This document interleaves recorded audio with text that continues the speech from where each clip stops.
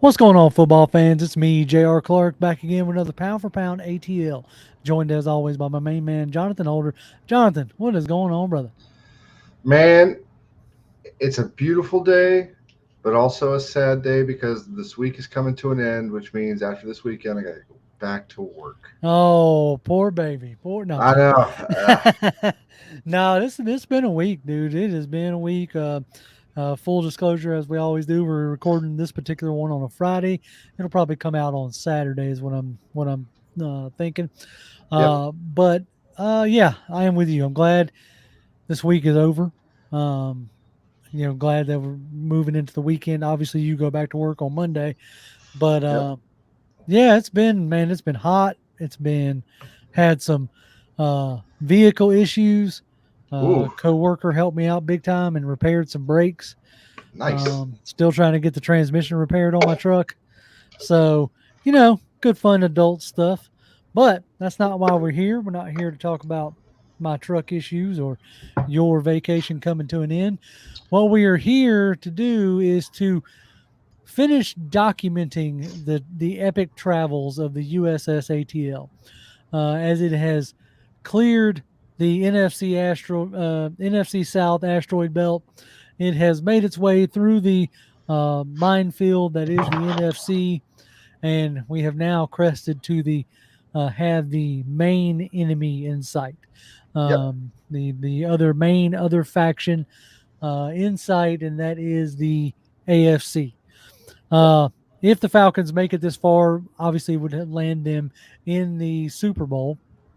And so we're going to take a look, as we have been doing, at who might potentially be the biggest threats coming out of the AFC if the Falcons do find themselves playing in the 2023 season, 2023-2024 Super Bowl, which I think is it in Vegas or is it in Arizona? I'm not 100% sure on that. I Uh, think it's Vegas. think I I think we. can't. I think we've talked about that. I think we have. So obviously, I don't know how much how in depth. I think the three biggest targets are easy to see and easy to identify, and that is, obviously, like reigning supreme is the defending Super Bowl champs. They're going to be the ones to, you know, start of the season is favored to go back, and that's the Kansas City Chiefs. Oh yeah. And now, what makes it so daunting with the Chiefs is, can you really, outside of Travis Kelsey, can you really name me a dominant piece on that offense? I mean, it was Tyreek Hill, but Was I'm talking about it last was. year. But last year, I mean, it was when they really needed something to happen. It was the Travis Kelsey and Yeah, Patrick Mahomes show. Um, and Kelsey, let's see how you know how old he is. he's in his early to mid 30s or early 30s, I believe. He's getting on to the twilight of his career. Um, So I mean, not to say that this all of a sudden this guy is not going to be able to perform or anything like that. He is 33 years old. yeah, there it is. He's 33. Um, but and on top of that, like the he Travis Kelsey is like Gonzalez, in that his game is not speed, although he is he's got some speed to him, but it's not the speed. It's not even necessarily like quickness. It's more of a just they know how to use their body. They Hmm. know how to run routes really well. It's So they get guys off balance and right. It's the the positioning. right. I would say it's the execution. It's the technique that they run with, and for Kelsey, it has become the almost like symbiotic relationship that he has with Mahomes. As far as knowing that, hey, when Mahomes extends the play, he's really good at finding a soft spot to sit down. I don't know how Yep. many times watching a Chiefs game I'm sitting there going, how is he this wide open? especially last year when like he was the one guy. Yes, they had Juju Smith Schuster, but for the most part, like they didn't really have nobody all that dominant and all that special. It was, but that really like magnifies the like alien nature of Mahomes. Yeah. Some guys, you can throw Ryan in the mix. Some guys needed, you know, other playmakers to like elevate their play. And then some guys just naturally elevate other people's play. And if you have one of those guys, it makes it a little bit easier to build a team or, on the offensive side of the ball. If your quarterback is the type of guy who can elevate other players, take guys that ain't nobody heard of and turn them into, consistent weapons, then that makes it easier for you as a team builder, right? Yeah. So some of their big losses. Now, it's going to be interesting because this offseason they did lose Smith Schuster and they lost Miko Hardman. So Schuster was only there for a year, so it wasn't. I don't think that that's going to be that big a deal. But they're the ones that drafted Miko Hardman, if I'm not mistaken. He never did really pan out to be another like deep threat speedster like Tyreek Hill, but they were able to win despite uh, that type of play. So they obviously have Isaiah Pacheco, the running like the sixth round running back. They add to him. They bring well when I say add to him, they bring back Jarek McKinnon, the all around Yep. like Swiss Army knife. Um, they lost Orlando Brown, who they had traded for with the Raiders, and brought in Jawan Taylor. Now, Mhm. obviously, that's a downgrade there. Yes. So it'll be interesting to see how they. So they got Donovan Smith and Jawan Taylor, and they brought in. I'm not even going to try to say this edge rusher's name, Charles Omenihu. Oh, Oh, Amenahu. Aminahu. Okay, Yeah. yeah. So now, if I'm not mistaken, they brought in. Did they re-sign Frank Clark? They did not. They No, lost they him. cut Frank Clark in favor of bolstering pass rush in the in free agency. That's what it was. They lost Frank Clark. Yep. They lost Frank Clark. They kind of replaced him with Amenahu, Yeah, who Amenahu was the top rated edge rusher in the free agency class per PFF. got you. Okay. So it's but now he's apparently got to answer to some misdemeanor domestic violence charges. That's no good. Um, could face some league discipline. So we'll see how that turns out. But yeah, um, So yeah, we'll see how. Well, in the draft, they brought in a pass rusher that I thought if we went pass rusher second round that he could have been the guy, which was Felix Uzma. I don't know Uzama. Uzama. Man, y'all know I'm bad at names. Anyway, that's the pass rusher out of K State. I liked his game. And now, granted, they took him a little high, but they probably got my favorite wide receiver out of this thin wide receiver class, which was Rasheed Rice out of SMU. I didn't think he would go anywhere near that high. No, I didn't either. I thought he'd be there third, fourth round. But, you know, losing Miko Hardman and Smith Schuster, you had to do something. Yeah, So they might have reached for him. But if he fits their mold, then, you know, nobody will think it's a reach in a year or two if he's hauling down touchdown passes from Mahomes. yeah, So the biggest deal is like, can they defend their crown? Like, how do they develop their wide receiver core? How do they replace Frank Clark?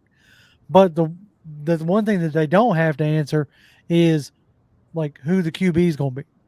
You yeah, have right now the best QB in the league, under center, and that affords you, uh, being able to make some different decisions.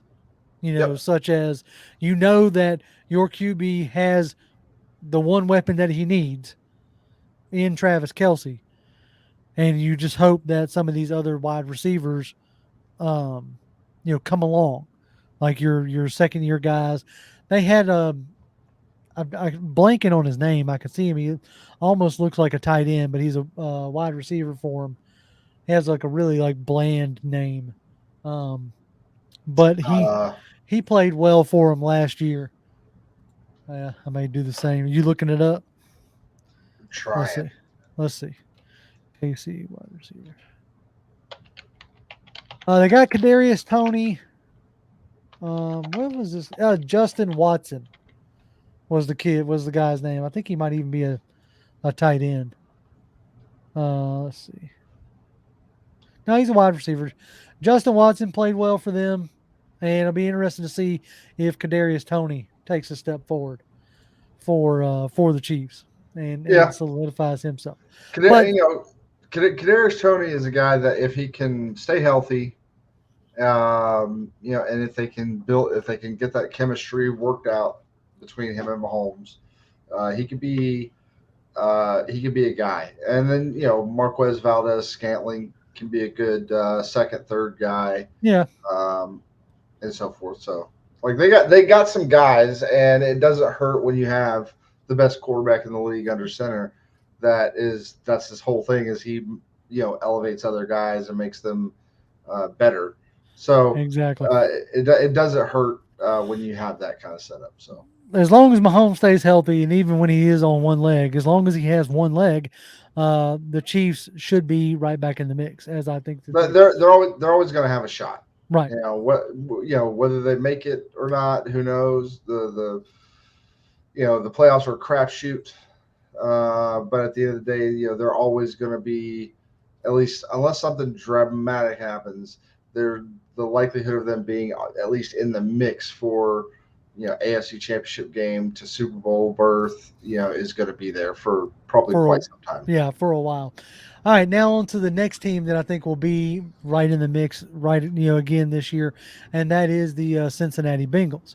Yeah, Again, another young, up and coming, not even up and coming, like one of the young, better quarterbacks in the league, in Joe Burrow. Um, like gave KC all they can handle last year in the AFC Championship game. So, um, yeah, I don't see any reason why that they wouldn't be right back in the mix, along with KC. Now, the interesting thing on their losses, obviously they lost Jesse Bates to us, which we yes, appreciated. Thank you. yep. Thanks, Um, Cincinnati. right.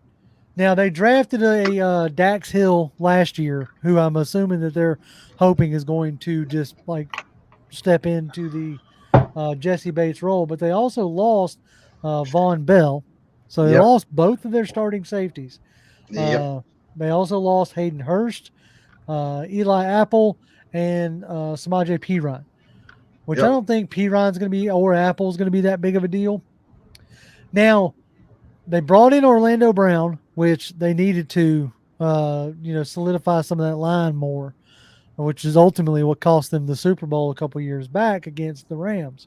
yep, Uh, so to replace Hayden Hurst, they brought in Irv Smith Jr., who hasn't necessarily like that's about a lateral move for them. He did some nice things in uh, Minnesota, but hasn't necessarily become a household name. yeah, So outside of like they've made some like decent moves. They brought in Cody Ford and Sidney Jones and Jermaine Pratt and Terrell Basham. Nothing like screaming, you know, uh, like blockbuster move outside of bringing in Orlando Brown. I think Orlando Brown was a smart move on their part. Now, yes, when we get into the draft, they drafted Miles Murphy, the Clemson edge rusher, to pair with um, Trey Henderson, and I think Shaq Lawson. I believe so. Yeah, I think it's Shaq Lawson, who is so bringing him in to help bolster that pass rush. It was Sam Hubbard, I think is the other guy. Trey Henderson and Sam Hubbard, maybe. let's see roster. Yeah, all right. Once you look, oh, why don't you just have their roster up in front of you so you don't make, I don't know. Because sometimes I think I'm smart. That's why. And I think I I don't. have a good reason. I never make that mistake. Well, thinking I'm smart? Yes, good job. No. No, no, okay. So, but But it, yeah, Trey Henderson, Sam Hubbard, Joseph sure. Osai, Yeah. Terrell So, Basham. I mean, they got some guys that are yeah. there. I mean, So yeah. I'm sure that Atlanta would love to have their hands on Trey Henderson as, Ryan Nielsen helped develop him. Oh But yeah. anyway, they got a couple players in the draft that I was pretty interested in. One guy who there was some talk that might have went like first, second round for us, and that was Jordan Battle Yep. out of Alabama, the safety. So I'm assuming that they're hoping that he's going to step in and fill the void of Von Bell or Jesse Bates, depending. Yep. And then they got running back Chase Brown out of Illinois. He was a nice hard runner down there at the Senior Bowl. But outside of like Miles Murphy, Battle, and Jones, they had a decent draft. They got the wide receiver out of Purdue, but the wide receiver is not a big need for them. With Jamar Chase and T Higgins, you're looking at a third, fourth wide receiver at best. So Charlie Jones and Andre, whatever, out of Princeton, uh, like those guys would be fighting third, fourth spot. Oh yeah. They're guys that are going to have to likely catch on with special teams to really do anything in on this team. So Right. I mean, look, Joe Burrow and Jamar Chase and T Higgins, as long as that nucleus stays healthy, and on the other side, Trey Henderson and Sam Hubbard, like keep doing what they do, they're going to be perennial contenders. So we don't have to spend too much more time talking about them either, because I think that they're going to be there and they're going to be an obstacle, and that's something that people should know and should realize. Now, yeah, I mean, you add, that they still got DJ Reader, on that line, so yep, they're going to be, the front end of that defense is still good. yep, Um, yeah, their back end might take them a little bit to kind of find their footing. But now, for all we know, day one, game one of opening day of the season, they come out lights out like they never lost a beat. We right. don't know, but I'd say, if you're looking at a potential, at least early potential weakness, would be like the back end of that defense is where you're probably going to want to go. And but they, to complement that in a sense, if you're going to get in a shootout, they're one of the teams that can go blow to blow with you. As I've stated to many of people, that was the only team that we got blown out by last year was the Bengals, and it was ugly. So, um, they probably feel like they're going to be able to score with anybody. So they probably feel like they can afford that back end to take their lumps and Yeah. learn early. That again, that's why Orlando Browns, really big get for them, because the only thing right now, is that can kind of derail them is going to be injuries, and not even necessarily to Burrow. I mean, if you lose a Jamar Chase, that's a big hit. But I mean, obviously, you lose Burrow, you got no shot. I don't care who you got on the outside. You're not really going to be. You can win some games, but you're not gonna beat the Kansas Cities of the world without your starting quarterback back Yeah, there. You're just exactly. not gonna do it. All right, so last of the three-headed monsters, and then we may get into some more like dark horse type teams to talk about. But the last of the three-headed monsters for the AFC, that Hydra that is over there, is Josh Allen and the Buffalo Bills. Yep. Um, oh, those three, the Chiefs, the Bengals, and the Bills, they are going to be the Baltimore, New England, and Pittsburgh, or of years past, or insert Indianapolis when Peyton was there. You know, um, that's going to be the three teams for a while that are going to be vying for AFC supremacy. And we'll So see. And we'll see. Like with Buffalo, uh, they're legitimately should be in that three-headed monster of the AFC right now. They should be. Um, you look at them last year; they came out the gates, and it was like, who's going to stop this team? They yeah, they were steamrolling yep. everybody. Until they Like lost Von Miller. no, even before they lost Von Miller, but like all of a sudden the offense just kind of would just sputter out of nowhere. It would. Well, to put you like this, the Buffalo Bills, and this is from Walter Football. The Buffalo's performance in their playoff defeat was disappointing. Would be an understatement. Okay, the Bills averaged north of 27 points per game during the regular season. Um, let's see, where does it state at?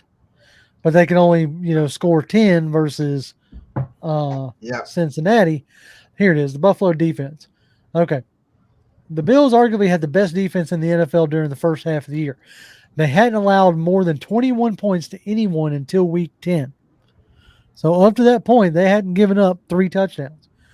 Um, then everything changed on Thanksgiving because of the loss Von Miller to a torn ACL.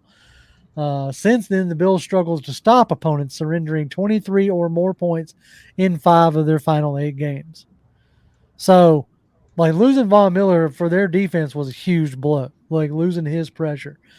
And so, to kind of help with that, they brought in Leonard Floyd as to help apply pressure and added to that front line because, I mean, this is like Sean McDaniel. Is it McDaniels? I can see their head coach's face, but No, Sean McDermott. McDermott. That's it. You got McVay, McDaniels, and McDermott. That's just too many mix going on. Anyway, all right, Too many McDoubles. that's right. So that was a Mick triple going on. All right, so but from like his Carolina days, Sean McDermott loves his defensive line. So they re-signed Ed Oliver. They brought in Puna Ford. They brought in who else did they bring in? Let's Like see. So Leonard Floyd. Yep. I mean, those are the two okay, guys. Daquan. Okay, they have a solid interior duo in Ed Oliver and Daquan Jones. They Yep. brought in Puna Ford. They still have AJ Epinesa, Gregory Rosario. It's not Rosario. Wait, who? Roseo. Gregory. I Oh, can't. Rousseau. Rousseau. Okay. Like Gregory Rousseau, who had 8 sacks last year. AJ Epinesa, who had a breakout year. We talked about Epinesa as a potential like move before the training camp. Yep. So him, Shaq Lawson, Boogie Basham, they added Leonard Floyd to it. So and on the offensive side of the ball, they added. They really are trying to revamp their offensive line with Connor McGovern. They drafted Osiris Torrance, the Yep. big guard out of Florida. They Mitch Morris is probably one of the better centers, so they acquired Edwards. So they're really trying to like solidify the interior of that line. Uh, Brandon Shell. and trying to give uh, that clean pocket for Josh Allen to operate in. Yep. Now we had like a little bit of off season like drama with Stephon Diggs that turned out not to be drama, or maybe it was drama. Who knows? But right now, as of right now, they are on the same page. They lost Devin Singletary, Isaiah McKenzie, Jamison Crowder. Like Yep. McKenzie and Crowder, none of those were that big a deal. Edmonds, their linebacker, that could be a decent blow Yeah. to their defensive line. That defensive front seven. Oh yeah. No, like that was the guy that if we were going to go linebacker, that's the guy that was the guy I really wanted. Right. I don't remember where he went, but I was really upset when I it think wasn't he went Atlanta. to the Steelers. I thought maybe. I could be wrong on that. Um, Now in the draft, they added Dalton Kincaid, who Mhm. was a highly touted tight end. Yep. So he's going to go along with Dawson Knox up there. I wonder if they're having like visions of being able to run more two tight end sets for like the versatility in the run game. Well, yeah, I mean, because then again, it's the situation. Although adding having somebody like a Josh Allen back there is a little bit of a different situation where, um, you bring in the two tight end sets. Now you got to worry about, is Josh Allen going to run it, and he's a different beast when it comes to running the football. He's a guy Right. that will just run right through you. And so, do you bring in the bigger package to potentially protect against that, but also just the running game in general? And that can, hopefully maybe free up some, you know, like their wide receivers and some of their receiving threats when they're going up against some of the bigger, the more massive guys that they're going to want to bring in for those kinds of situations. So, Yeah, they're going to be relying on what is it's Gabe Davis, Stephon Diggs. That's their main two receivers. Now they're going to add Dalton Kincaid into that mix as more of a versatile receiving tight end. yeah. Because they added guys who I've never heard of. I'm not even going to sit here and try to pretend I know anything about Trent Sherfield or Deontay Hardy, like or even Justin You don't know Shorter. Deontay Hardy? I You Come know what? I on have now. to admit that I don't. I have to admit that I I know have nothing about those three wide receivers that I just named. So um I can't just because those. I don't know about them don't mean they ain't nothing, but still. Yeah, all you want out of the what you would like to get out of those guys are, you want them to be guys that can give you big plays when everybody, like, you either design it or they're kind of like leaking out somewhere or whatever, when everybody's eyes are on the Diggses of the world, the Knoxes, Dalton Kincaid, Davis, those guys. Like, when everybody's focusing on them, this guy kind of gets lost in the shuffle somewhere, and you get a ball to him where he's got some space and they can kind of do something and get a big play out of it. And if they can do that often enough, then that can maybe bring some of the pressure off of some of the big guys as well, because now they have to be like, we cannot forget this guy, he will burn us. Yep. That's what you want from your third, at least in my brain. That's what you want from your third and fourth and fifth wide receiver guys. Is your main targets are going to be there if they're covered, because they're focusing so much on the first four targets. If this guy's kind of the fifth target in the progression, maybe he gets lost in the shuffle, and Right. you can get big plays out of that, and maybe even design some plays around. Like, this guy, nobody's going to be looking at this guy. That's why fullbacks all the time get these huge plays, because nobody's paying attention to the Patrick fullback. DeMarco. Yeah, Or well, like nowadays it's Kyle Juszczyk and yeah, out there in San Francisco. yeah. But Um exactly that. It's like he just kind of pass blocks, then leaks out, and nobody's paying attention to him. He gets up and he runs like 20 yards before anybody's even close to him. So right. those kinds of plays is what you're looking for from those. All right. So that's the big three-headed monster. Those are the three that I fully expect the Falcons would have to deal with. One of those three, if we were to make it to the Super Bowl. Yeah. If the team were to complete its, stated goals, those are the three teams that I fully expect to be having to deal with. Now, here's some like dark horse, wild card type teams that I don't want to spend a ton of time on, but I would be remiss not to touch on them. And the first one we were connected to in a lot of ways all offseason, and that's the Mhm. Baltimore Ravens. Yep. Obviously, they finally got their drama put behind them with Lamar Jackson and signing him to the massive deal that he felt like he was worth. Yep. Um, so getting your franchise quarterback in place like that, that should automatically make you like real close to a potential contender.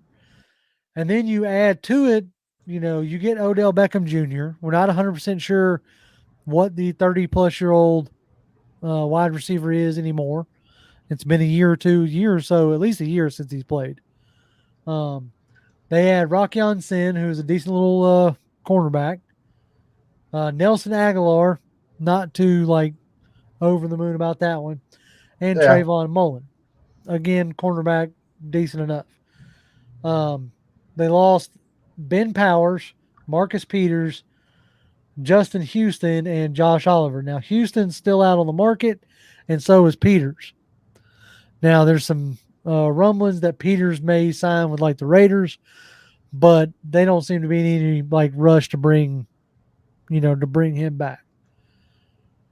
Um, Yeah, and it's I mean, we'll see. You look at last couple seasons specifically with Lamar. Well, really, like, really since his MVP season, you know, the trend line for him has been, right. I'm not to say he can't do anything better this year. He can't bounce back. He can't do any of those Well, things. it's going to be But what's going to be real interesting, and it's something I'm going to bring up with the next team we're going to talk about. So this will be a good time to bring it up here. One of their major offseason acquisitions for the Ravens may not even be a player. what Maybe the the fact, OC? yeah, it may be the fact that they finally got out Greg Roman and brought in Todd Monken. So Yeah. for people around here in Atlanta, y'all have watched what Todd Monken has done up in Athens in the last couple of years. So if he can take that kind of offense, the offense that made Stetson Bennett like look extremely dynamic. Like if he can bring that to Baltimore and replicate some of the things that they were able to do there, that could unlock a whole new level of you know playmaking that we haven't necessarily seen out of Lamar Jackson. Hmm. Because if there's one thing I'm gonna say about Greg Roman loves to run his quarterback. Like Hmm. if you look everywhere Greg Roman's been, Kaepernick, Tyrod Taylor, um, Lamar Jackson, like there's another one that I'm missing. He is not worried about his quarterback getting hurt. Not even once, not even a little bit. That is a prerequisite to his offensive scheme, and he'll use it just like it's any another player. Yeah. And so, with that being said, now you have Todd Monken, who is more, concerned about dynamic play style, versus necessarily running the quarterback. So I'll be interested to see what how that transition goes, because that transition could easily, if they hit the ground running and it goes smooth and everybody gets on the same page, that could easily take Baltimore to the next level. They did pretty good in their draft class too, with Zay Flowers, the Boston College wide receiver. Yeah. So they committed to giving Lamar some weapons in Odell Beckham, Nelson Aguilar, and Zay Flowers. And then on the defensive side, they added Trent Simpson, uh, Tavis Robinson, Caillou Blue Kelly, who was a decent cornerback, which might be the reason why they're not in any real rush to sign Marcus Peters back. And then I think they may have gotten the steal of the draft. It ain't gonna pay no dividends this year, but it was something similar to what they did last year with David Ajobo.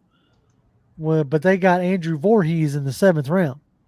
Yeah, that's a guy that the more, like, when I started looking at it more and more, I was like, I would love to take this guy in, you know if we had a fifth round, like Right, fifth, sixth, when we had multiple like fifth round picks, I was like, take one of those, get Voorhees in here, get him on a rehab plan, get him on a development plan. Just let this guy get healthy, and then there's your guard for the next 10 years, because this guy's going to be. I mean, I think. I mean, yeah, we'll see. he was one of my favorites early on in the draft process. Obviously, he, tore his ACL at the combine, and then proceeded to put up like ridiculous numbers on the bench. So, but when you drafted Bergeron, that pretty much like you Yeah, drafted him in the second round. But either way, he was a guy who I think is going to pay dividends, but it won't be this year for Baltimore. no. So their ones, like I said, their biggest thing was getting Lamar Jackson back in the building and fully committed to them. And so I think that was a huge deal there. Um, their biggest remaining needs is still like interior defender, uh, which is interesting to say for Baltimore. For years they've had that big stalwart defensive line in the middle, so it'll be interesting to see like how that comes up and then how their pass rush does. So, one of the things we talked about earlier, being their biggest acquisition maybe would be Todd Monken. Right. Uh, the you know he did great at Georgia. Prior to that, for the 2016, 17, 18, 19 seasons, he was with Tampa Bay the first three, Cleveland the last one. Um, the best record he had in all those seasons was 9-7. Yep. As the offensive coordinator slash wide receivers coach for a couple years with Tampa Bay. Well, because you Then got to what? remember there, he was, and that's like I ain't gonna lie. When he went to Georgia, I told people at work, I said, "Well, y'all get ready for four verts offense because he's a Dirk Cutter disciple." And what I mean by like that was the coach that he came up under. And I'll have to say, these last 2 years at Georgia, he's shown so much more creativity than Dirk Cutter ever had. Yeah, Um, granted, when you have the kind of talent at Georgia, it probably makes it somewhat easier. But then again, I mean, do you say it's because of the talent, or is the coaching getting better, and the coaching getting better leads to better talent? Who knows how it's you want to look at it. it's But all some synchronous, you yeah, know. but like I said, and look, the guy, hopefully, the guy learned a lot going to Georgia. Learned, probably one of the harder lessons to learn as a coach, and especially as a somewhat like younger junior type coach, is being able to be adaptable. Uh, not being hardcore like this is my system, this is what we're going Right. to run. If we're not running it well, then you're not running it well. It's not a problem with how we're putting the system as is or anything like that. If he can make sure that he's adaptable and can make sure he's putting his guys in the best position possible and not trying to force them into a position, um, then I think they'll be okay. But again, if we're just going off of past NFL experience, hasn't been super spectacular. So Right. And that'd be interesting to see. I mean, he's got some really interesting weapons in tight end at Mark Andrews and Isaiah Likely. Both of those guys I like a lot. So it'll be is interesting to it see. likely that you like likely? Ah, hey, look, last year I was like pounding the table to pair Likely with Pitts, and Yeah. just have a really freak tight end room. Um, so that pretty much kind of wraps up Baltimore. So the last team that I want to talk about is the LA Chargers You because don't they're want to the talk other. about the Jets? God no, I don't think like outside of Tom Brady and Stafford, but those two teams were a little bit more entrenched and better off than the Jets per se. I think Aaron Rodgers is a train wreck. Um, for all the talent that he's supposed to have in the world, he should have won more Super Bowls by now. So I'll just leave it at that. I'm not a huge Rodgers fan, and I don't think he goes to the Jets and does much of anything. All right. I'm gonna laugh if he ends up in Minnesota next year after they move on from Kirk Cousins. Just keep following Brett Favre. You know what I'm saying? Yep. Anyway, but I think the Chargers are another team that could have could have an interesting, and the biggest move there again may not even be a player because they moved off of Lombardi as their OC, who Mhm. was a Sean Payton disciple in the Drew Brees years, and just absolutely believed in like check down city or short pass city when you had like Justin Herbert, who has probably out of all the young quarterbacks, he's got some of the most ridiculous arm talent outside of Josh Allen. Yeah. As far as just absolutely could hit any throw on the field, and they just never really did use it. But now enter Kellen Moore.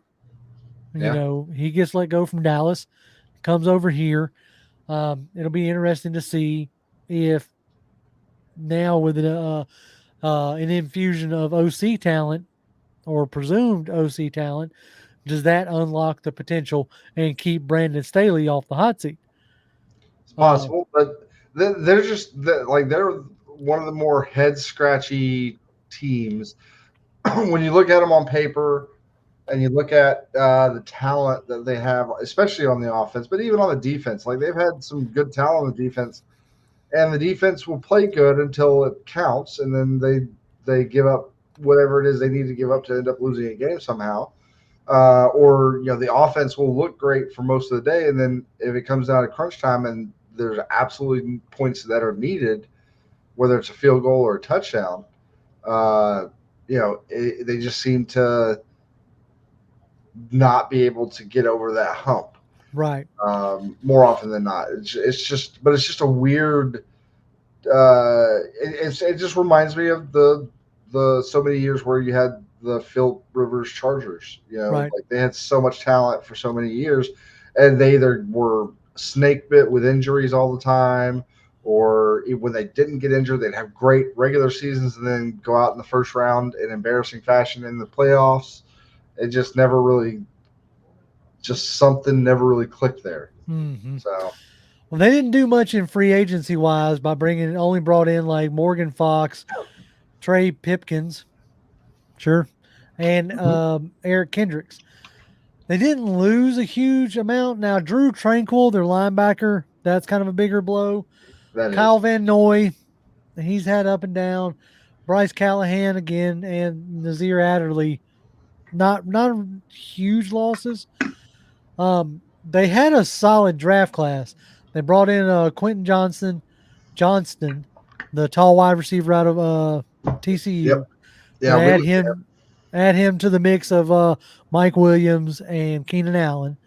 Um, they brought in the UCLA or USC edge Tuli. I can't say his last name. Yep, I know Um, yep, him. yep.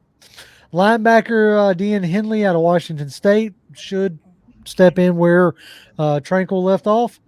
Yep, And outside of that, Scott Maddock out of Boise and Darius Davis out of they really like them some TCU players.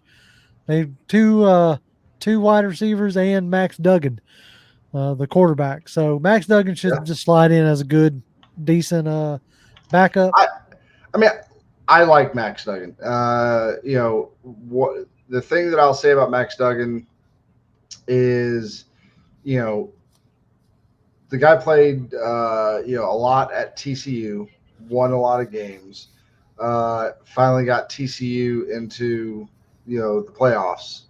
Um, so like that, he's a guy that, unfortunately, he gets drafted by the Chargers. So outside of injury, I don't think he's going to see a lot of playing time there. But No, like I like him. Was he a guy that I would have wanted the Falcons to draft this year over Ritter? No, right. but I really like Duggan. I think he's a guy that can do something in the NFL. He just may be in a position where he's going to have to go somewhere else if he ever wants to start. Again, short of either for some reason Herbert's arm falls off, Yeah, I was gonna uh, say, or short of Herbert getting abducted, yeah, um, like I'll put it to you like this: I can easily see in 3 to 4 years, Duggan being in the CFL or the USFL or XFL or whatever, you If know, any one of of those are those. still around. Yeah, if any of those are still, I mean, CFL for sure will still be around, but Well, I yeah, was, yeah, but you know, any of those, I could definitely see Duggan like going there and uh like making a real good name for himself. yeah, Um, but yeah, I mean, Justin Herbert, as long as he's healthy and as long as Kellen Moore mixes it up, and I think that there's a good chance that they could be in the playoffs. Now, are they going to be able to beat one of the other, big three that we talked about? Maybe that's an any given Sunday kind of question.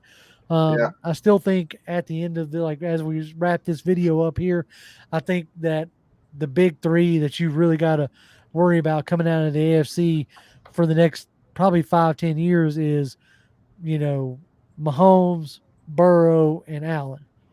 I think they're going to be jockeying back and forth um, yeah.